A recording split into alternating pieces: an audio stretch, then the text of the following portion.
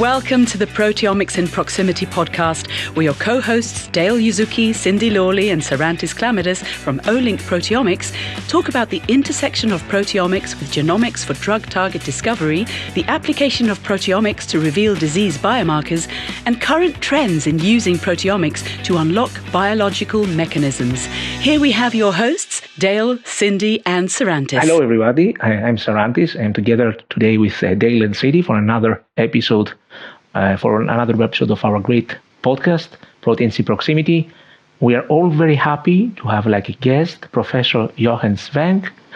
Professor Jochen Schwenk, he's holding a position at the University of KTH University, and today he's a protein expert and he's a professor in translational proteomics. And today we'll discuss a little bit about his new research, about his research interest, and how proteins can enable multi-omics approaches, actually.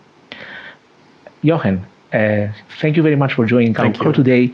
And I would like to start the discussion asking you, what is a translational proteomics for you? Yeah, I guess it's, I think when we started to thinking about the title for a professorship, translation was really a hot topic at the time to bring something you've been doing in the lab into a clinical context. But I think it turns out to be much more than this. Is actually to explain also what we're doing in the lab to others so that the community can engage into our research and we can even find a broader utility. So it's still, the idea of sort of connecting the lab environment with clinical and population health. So I think hopefully one day, we'll contribute to that activity. That's great. And I saw also that you study biochemistry in Tübingen, University of Tübingen. That's quite famous from the biochemistry worldwide. Do you have any story that you would like to record for your first paper, for example, being in Tübingen? That would be great to hear. Tübingen, of course, gave me, I think it was a fantastic time.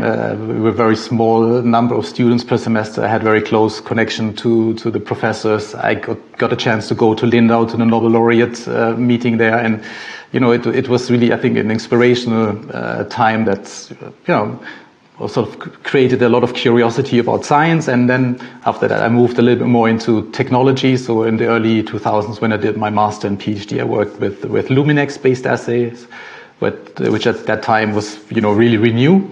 And then sort of that took me then to join the Protein Atlas in 2005 as a postdoc. And somehow I got stuck with this fantastic project. I'm now still around and learn every day something new about proteins. But just being there and to work with Matthias, Ulen, and all the colleagues has been truly inspirational. So you've been at SciLife Labs then at 2005, and that was when it began at KTH. Is that correct? Yeah, SciLife Lab was inaugurated 2010. So actually, it was my and 3 other groups that moved into the building under construction in I think it was in October 2010. So I consider myself very much of an oldie when I think about, my time at SciLife Lab. I've seen it change, grow, and now I think, become a very prominent research institute in Europe. So it's I think, fantastic and very much, also gave me opportunities to learn about other technologies and to learn how can, information about proteins be useful. And I have many stories to tell, but one of which is, for instance, I have a little bit of a side activity project around GPCRs, and that, for instance, I think wouldn't have been possible if I would just be sitting somewhere in a lab and but not be exposed to all these different activities. Sure, and for those not familiar, GPCRs are what? G-coupled protein receptors, GCPRs. Is that correct? G protein coupled receptors. G protein coupled receptors. I got to get my acronym straight. And they're membrane it's a really proteins, important drug target. Right? Membrane proteins? Yeah, membrane proteins that are important drug targets, correct? Exactly. Yeah, and there at the SciLife Laboratories, well, you said that you were involved in the Human Protein Atlas way back in 2005. So therefore, the genome had just been finished in 2002, 2003. I mean, those must have been pretty exciting times because there was a big pivot and interest and focus on the proteome. Is that correct? Yeah, of course. And then, at that time, Matthias, and us producing all these antibodies was fairly unique, and people were not really sure whether that would add any value to the field that's dominated by mass spectrometry. But I think, now we've shown, and, the way that we've brought in new data, trying to understand the data that we generate and then sort of give feedback to other data types of, with localization of subcellular compartmentalization of proteins that I think, are really super valuable and help us to disentangle, the complex biology that we live in. And my real interest is proteins in the circulation. So that's even more complicated, because you're under sort of the constant exchange of molecules in all parts of the body. So it's not as organized as looking at subcellular localizations, but it's still, fascinating. And I guess, but something I really sort of, I fell in love with and I really enjoy doing. Great. How would you see Olink, because you are a biochemist, I'm guessing, you are mass spec expert. How will you see Olink fitting on this pipeline of the mass spec? How would you see mass spec and Olink working together from your experience, because you have a big experience in this field? Yeah, I'm very fortunate to get to know Ulf Landegren many years back, and we've been sort of seeing each other on a regular basis, partly because Uppsala and Sweden are very close, and sort of been doing things in parallel. And of course, fantastic to see the journey that, with the proximity extension, proximity ligation, and all these different versions of this concept, I have now, I think been the driver for using antibodies as molecular tools. There was just a paper in Nature Methods, I think just the other day, again, antibodies conjugated with oligonucleotides. I think that's, giving people such a bigger field to play and use these reagents. Of course, I've seen how it started, and we've been sort of very late to the game. My lab, or the unit that I'm heading at SciLife Lab, started to introduce Olink in 2017, and since then we've been super happy to have the system in house and do this for other users that come to SciLife Lab to just want to have data, but also for our research. So I think, again, any data type adds a value to what we do, and I think Olink has truly, enabled us to do many things we weren't able to before. So it's fantastic. I'm dying to ask, what is in front of you, based on what you see, the opportunity in front of you with this technology, whatever technologies, right? What is it that you're most excited about for the future? Like, are there aspects of the work that you've been doing, that you're a direction that you're going in, that you would like to share, that you're comfortable sharing? I just want to know what's the part that makes you go into flow, right? What do you want to do next? Yeah, maybe sort of. I started doing a lot of assay development myself when I worked with Luminex 20 years back. That sounds a little bit silly when I say this, but it's the truth. And of course, that sort of has always been something to try something new, to maybe try something that's difficult, maybe not immediately rewarding, but in the long term, something that could be, very fruitful, or something that makes you proud as a researcher, so that you say, okay, this is something I believed in, and I see it's happening. So the next sort of, moment for me when I had this type of thinking was when COVID started, and when lots of people went into, serology testing or protein testing in the classical way.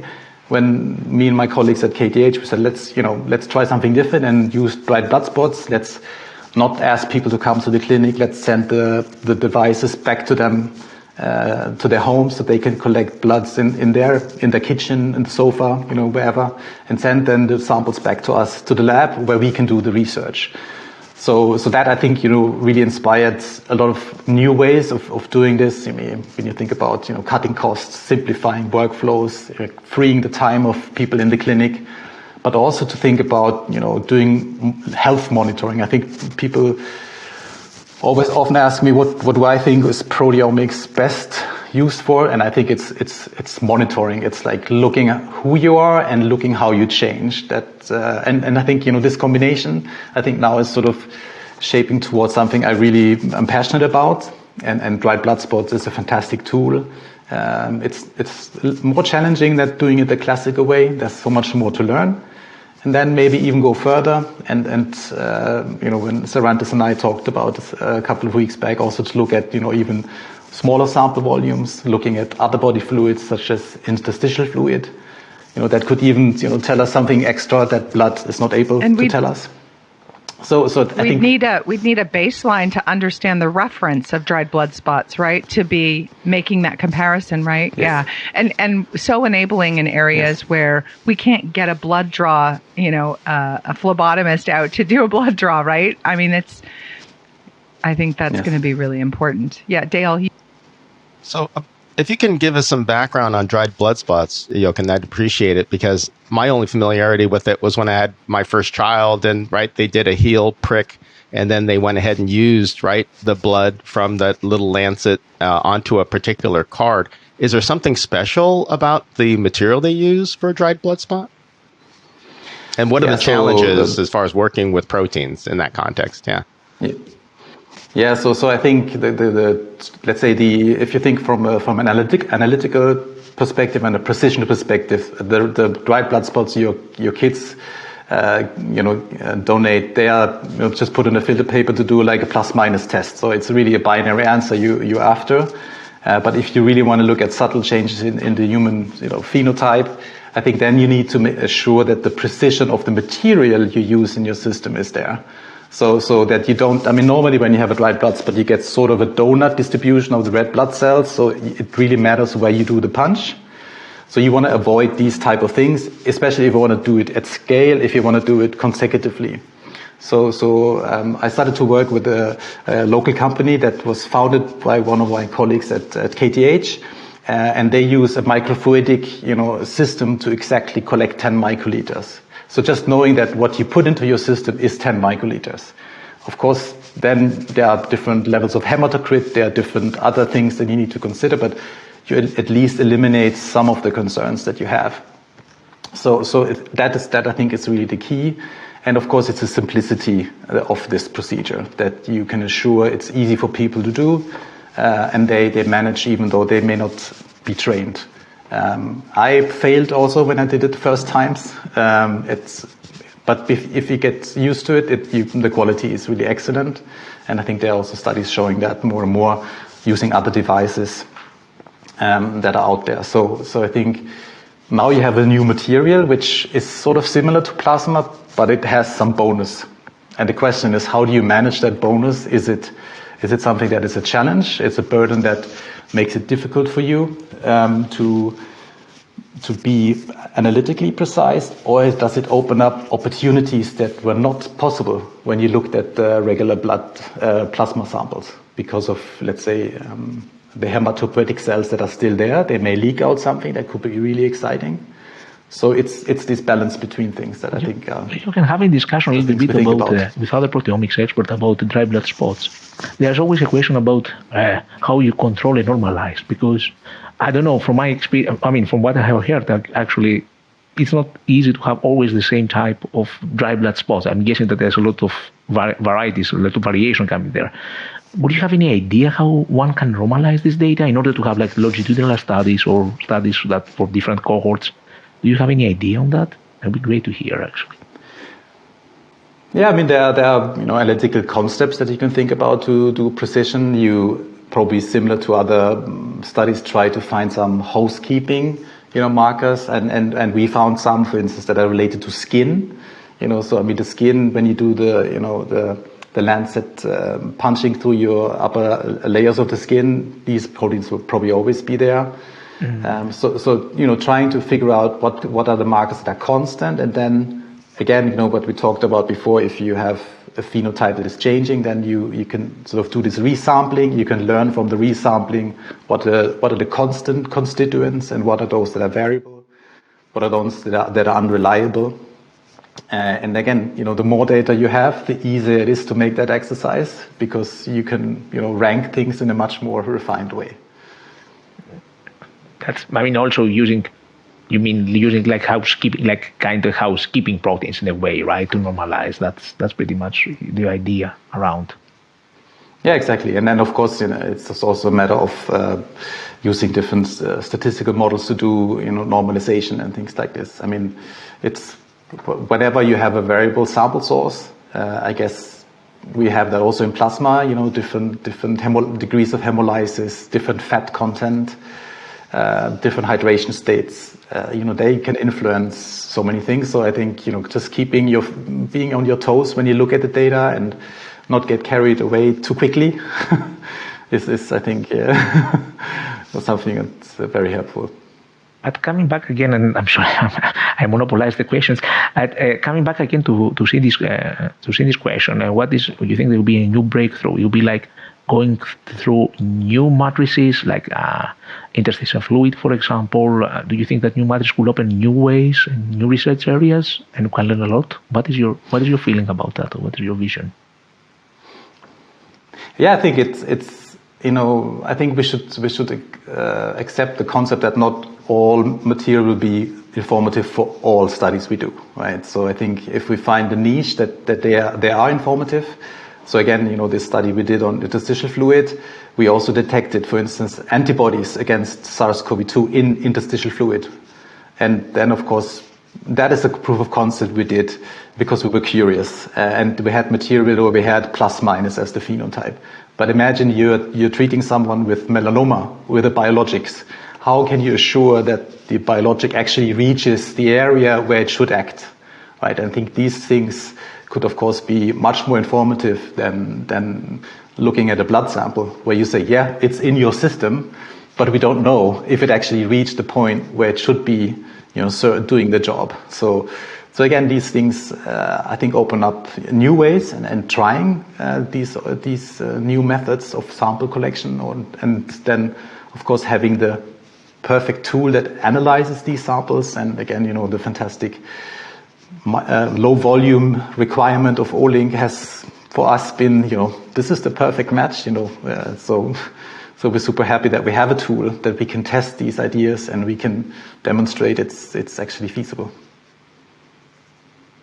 To return to what you're excited about in terms of these longitudinal studies, have you had much interaction with the UK Biobank in terms of, samples at scale? I guess you don't have to worry about sort of the dried blood spot collection. I mean, that's really promising. But here it is, we have a huge data set. Have you been involved much with the UK Biobank?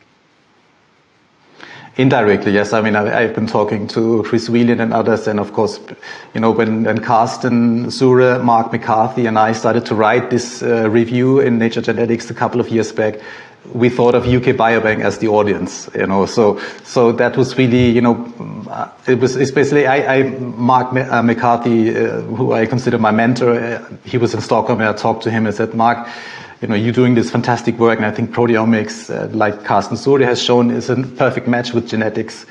Can't we write up something as, bringing different perspectives together into one piece of information? And that's sort of how this whole idea started. We actually called up Carsten and said, Carsten, we have this idea. Do you want to join? And this is sort of, where we joined forces. I learned so much about genetics, and others learned about proteomics. And so I think that sort of was of course, the dream, right? Coming true as, writing something that adds value, but learning something at the same time.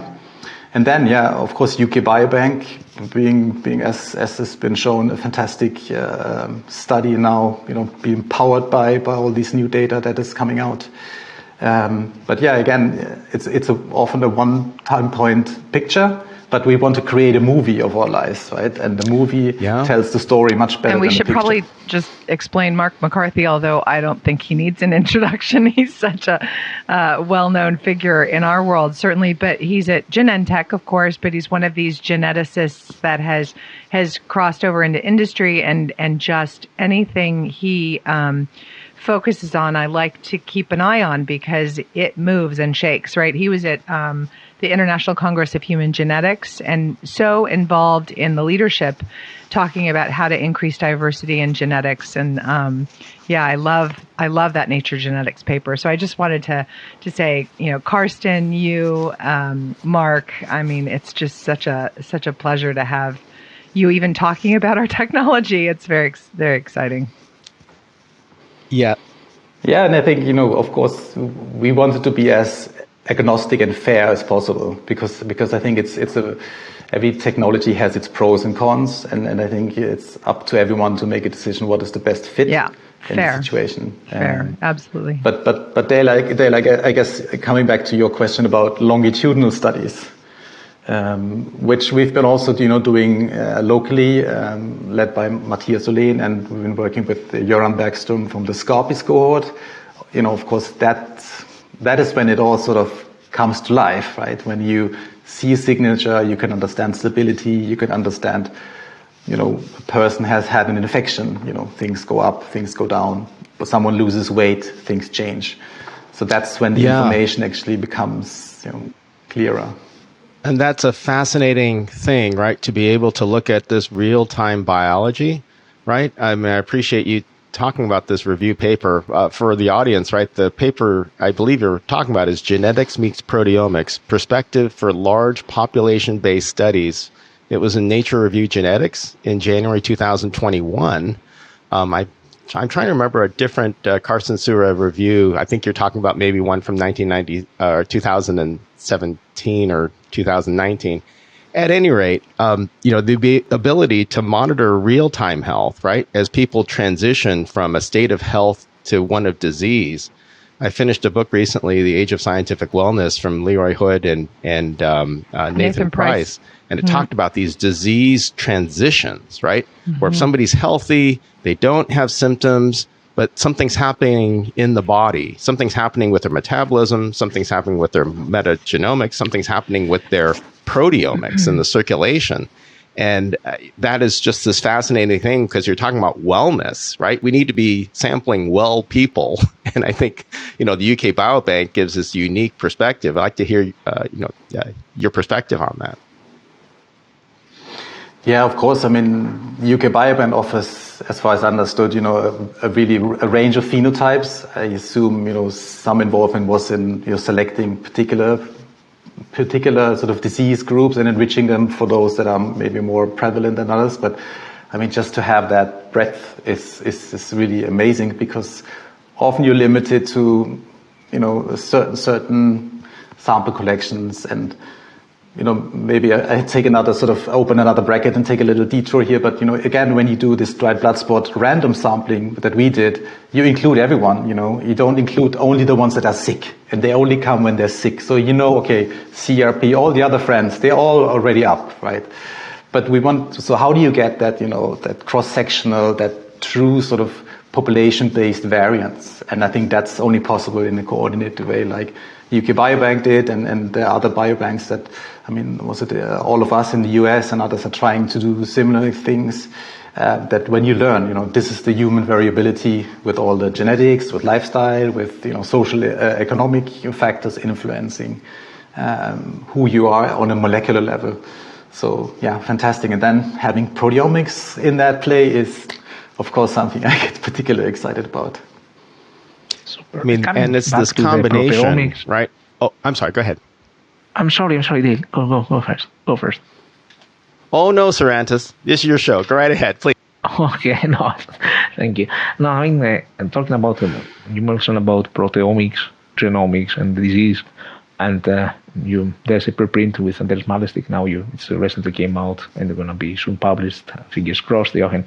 Would you like to share a little bit information about the research there and the cohort that you use, and what's your main findings? Because it's exciting to use like circulating proteome to identify prognosis for breast cancer, early prognosis for breast cancer. I'm happy to hear a little bit more from you, actually. Yeah, so we're talking about the KARMA cohort, which is a Swedish breast cancer population cohort that invites all women in Sweden undergoing mammography screening to participate. This is spearheaded by Per Hall and Camilla Sene at Karolinska Institute. And with both, I've been collaborating already for quite some time. And we recently got some funding to continue our collaborations, and then brought in also Olink data that we generated in the lab to look at breast cancer risk. So in addition to this paper that you mentioned, Sarantis, there's also another one that's been circling around now, where we wanted to primarily identify, can we use proteins to predict short-term risk of breast cancer? I mean, genetics can do that on more longer period of time, but can proteins add something to it? And then, of course, with Anders and the lead on the Scallop consortium, and we wanted to also to bring also genetics into this. And I'm not a geneticist, so for me again, it's always fascinating to see proteomics data in action, which is what it makes me most proud, because that I think what it is exciting to learn when other data inform you about your own data, and when others take the data that you generate or that you know more about, and they tell you new stories. So yeah, and then of course this is a really the Karma code is really a population-based cohort, and it's really unique in the sense that we're not only looking at breast cancer cases. We continues, or the study continuously collects patient information or person information. And eventually some of these persons will become patients. And luckily then we would have, let's say, a blood sample from the last time when the patient was still a person, so to speak, when you think about these two categories. So we can go back in time and see, are there any things in the prior history that could lead towards, okay, you are actually on a much different trajectory than the remaining individuals. So that's, all that. People have different lives. We know drugs play a role, post-menopausal plays a role, hormonal replacement therapy plays a role. So lots of things happen. But then genetics can tell you an unbiased story about all these phenotypes. And that again, gives a new angle to this whole problem. And in this study, we used Mendelian randomization and found 5 interesting proteins that, presumably have a causal role in the breast cancer. And of course, this is a study now, it's only nowadays, 600 individuals, but still it's a really very fine selection of samples that could, lead the way. And then again, taking the road that genetics has taken, we can use data that exist in other biobanks, and we can sort of, look, do we see the same associations in these? And that's, of course, multi-omics when multi-omics doesn't become a picture, it becomes a movie where we take different of these relationships. What a great illustration and analogy. That's a great analogy, right? Not a picture, we've got a movie. Yeah, and I think that's what we need, right? I mean, you take a look at a picture and you interpret so many things into this. Right, and whether you know something about the painter or the time when the painting was made, but if you have a movie, it tells you much more. Right, it tells you a dynamic that you can not really see in a picture. But anyway, so again, we had this opportunity, and then Rosa and Anders have been really leading this together with colleagues at Olink and others to sort of find out whether these things we identified in the Swedish Karma study also we can see in UK Biobank or in FinGen, and it seems so to be the case. And of course that gives much more certainty about that these are interesting findings to follow up. And again, I think what we talked, I guess, before this podcast started, then you can start to develop drugs, and you can see what actually happens when you give someone a drug that addresses one of these proteins. Then you again start a new movie, right? But on a different direction. And again, then use proteomics to follow and see what happens. So that's fascinating, I think. And so, who does that follow up? Like, what's that? Are you involved in that kind of a translate? I mean, you're obviously. Proteomics is your field, and I just wonder if there's another, I don't know, function that takes that to the clinical trial or to the test bed to try out these drugs that affect these pathways. Yeah, I mean, of course, I guess it would require that we have the right partners who would have the libraries to do drug screening on these, and sort of it's an army of new things to engage. But of course, primarily to see that what we do in these studies has a value, and then again translate it back to functional studies, which again, is something I think will also happen in the next couple of years, is taking all these big, biobank screenings back into some sort of functional studies to see, okay, is it really the molecule? Is it really the phenotype? Is it really the drug or the lifestyle effect? And that's going to be, sort of looping back where it started, from cellular studies into sort of systemic studies and then back into the... Wouldn't it be I think that's amazing to find a lifestyle effect that we never thought might have an impact? Having the tools to be able to start parsing these things it's fascinating. So, I mean, to back out a little bit. Sorry. Oh, to talk a little bit about the study itself, right? This Nature preprint looked at 300 individuals from this mammography study who had breast cancer, right, diagnosed over those 2 years that they took a look at them. And then you matched it with 300 normal individuals from that same study. You had genotype information, right? And the genotypes, right, combined with the Explorer 3000, right, in terms of the 2,900 proteins. So you had 600 individuals, 2,900 proteins, and then you discovered 800 pQTLs and controlling 737 proteins. And I thought that was fascinating, right, that we have genetic control of 737 proteins. They can identify the variants, the pQTLs, and then you can drill down and get 5 likely causative proteins of breast cancer. Do I understand that correctly? That these 5 proteins you identified were previously not investigated or investigated with certain sort of weak associations of breast cancer, but the take-home message is that these 5 proteins were new discoveries? Yeah, that's our understanding. I mean, it's, of course, maybe someone else has already figured this out, but not told the public about it. But yeah, and I think an important aspect is also to say that these 300 cases, they were not cases at the time of sampling. They were future cases. So when they were actually sampled, they were still considered, persons, not patients. So that's again also to understand. And yeah, and then we have this list of proteins that all tell different stories. And I think it's fascinating to be sort of in your mind thinking about what actually the role is. But what we need now is, of course, the hard data that tells us this is true or this is actually the opposite. And I guess to back up to the original KARMA study, which was out of KTH, right?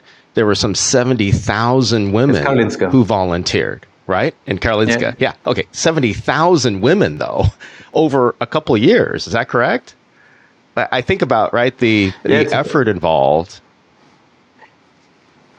Yeah, this is a nice thing about doing science in Sweden. I mean, I originally come from Germany. It's a different system. But in Sweden, I mean, maybe because of the Nobel Prize, maybe because of, the public interest in science, there's much easier engagement. And in women, I think in other countries, have this regular sort of health checkups. So there's this mammography screening program. And then you get basically asked, do you want to participate? And then Per Hall and his colleagues do the magic and keep people, engaged and people follow, which is super. Yeah.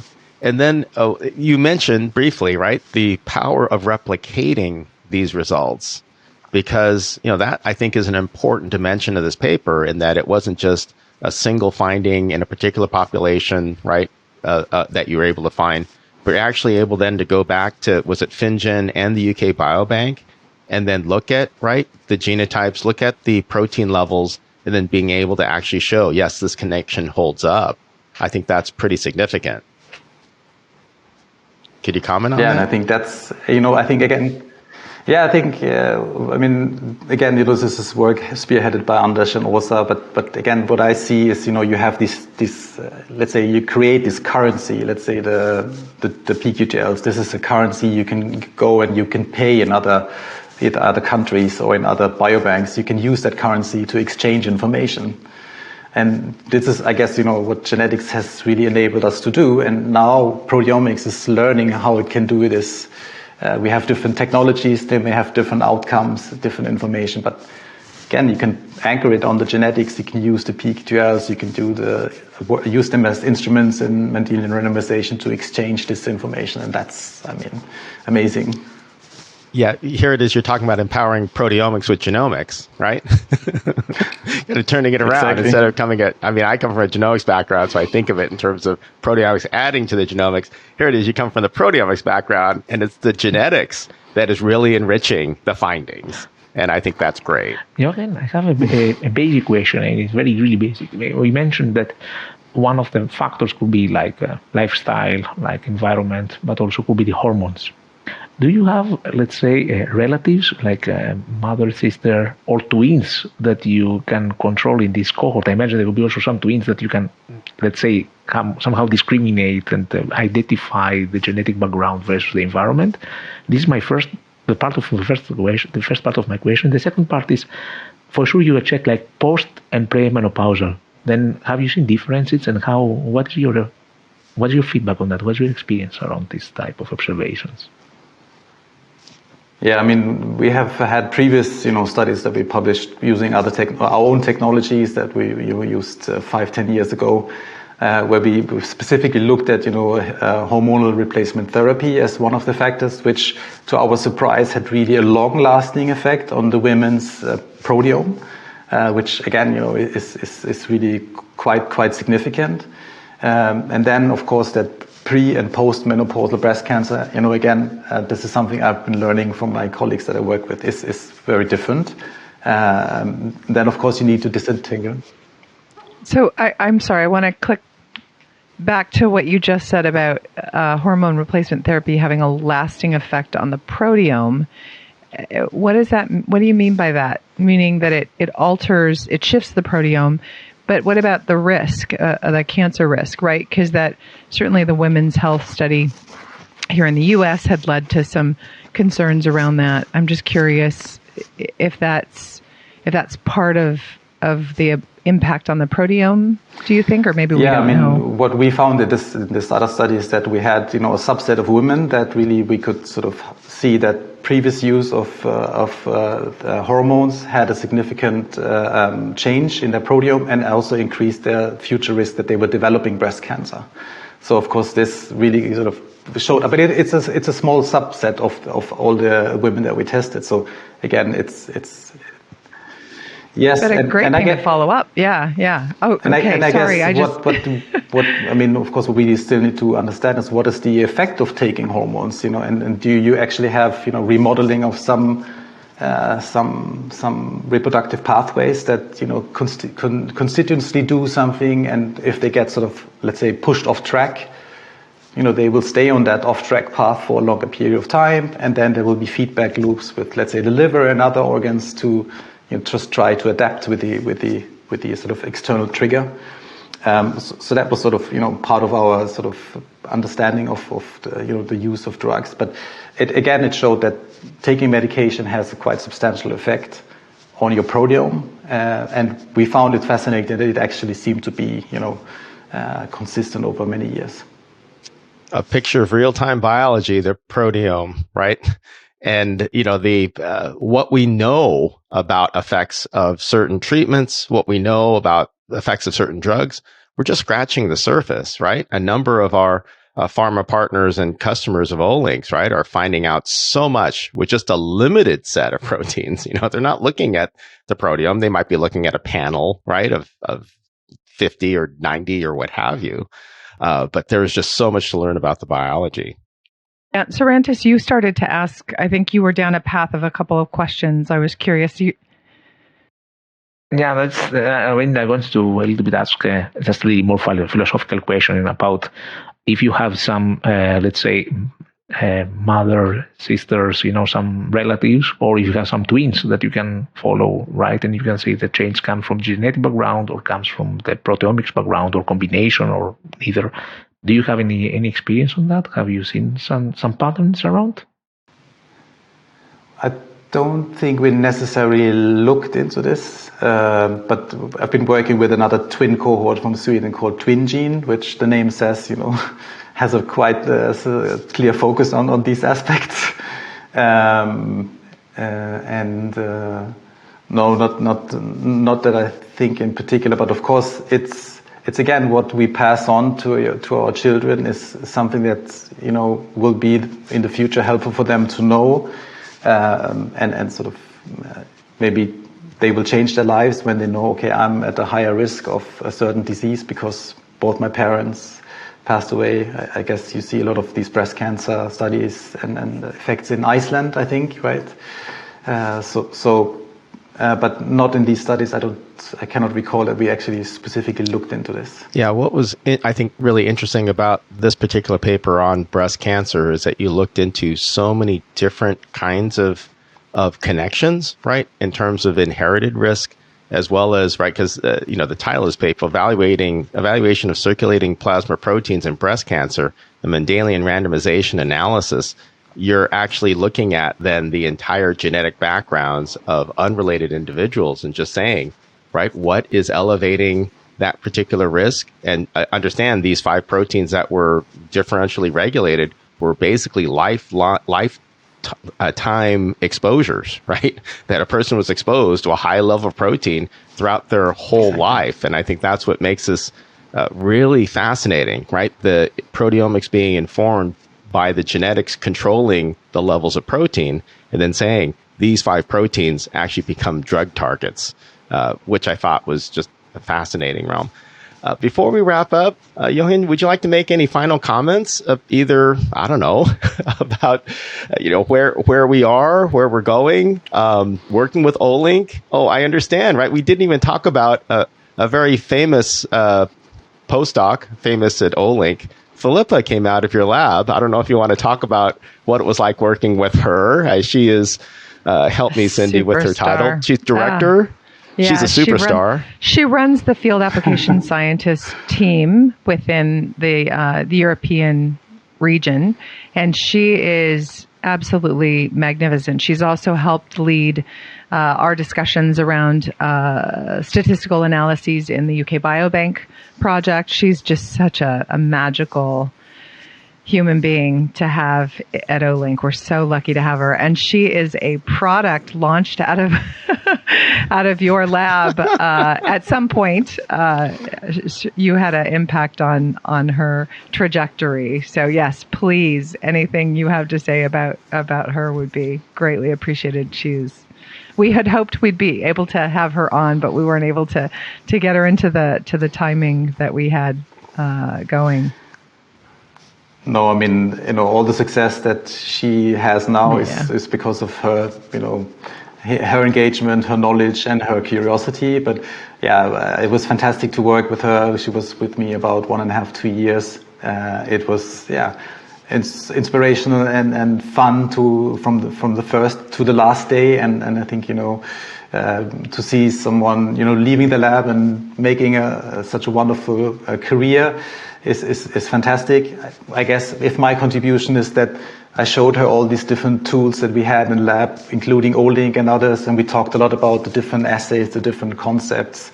So if that has helped her in achieving, this fantastic things that she's doing with you, it makes me proud and happy.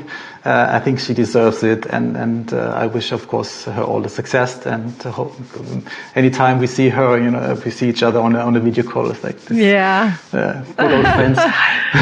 We'll talk later. Yeah. So I mean, I think she fun. Came out absolutely It's a fun. leader, and I think she has such great things to say about the time that she spent in your lab, and I think that's pretty sweet. Thank you. That's great to hear. All right. Well, thank you very much for joining us today, Jochen. We really enjoyed the conversation. Thank you for having me. It was fantastic, and continue with this great podcast. It's really a treasure. Thanks a lot for setting this up and running it. Oh, you're so kind. Thank you. Okay. Well, I think that's it. Thank you.